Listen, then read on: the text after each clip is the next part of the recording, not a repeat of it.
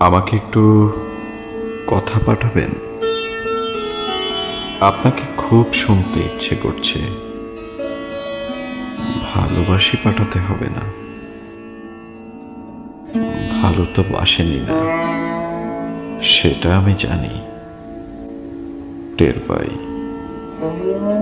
ভালো যে বাসেন না সেটাই বলে পাঠান। আমাকে অপছন্দ আপনার এইটুকু বলে পাঠান। তবু একটু কথা পাঠান প্লিজ। আমার না আপনাকে খুব শুনতে ইচ্ছে করছে, খুব মানে খুব, ভীষণ ভীষণের মতো। আমাকে একটু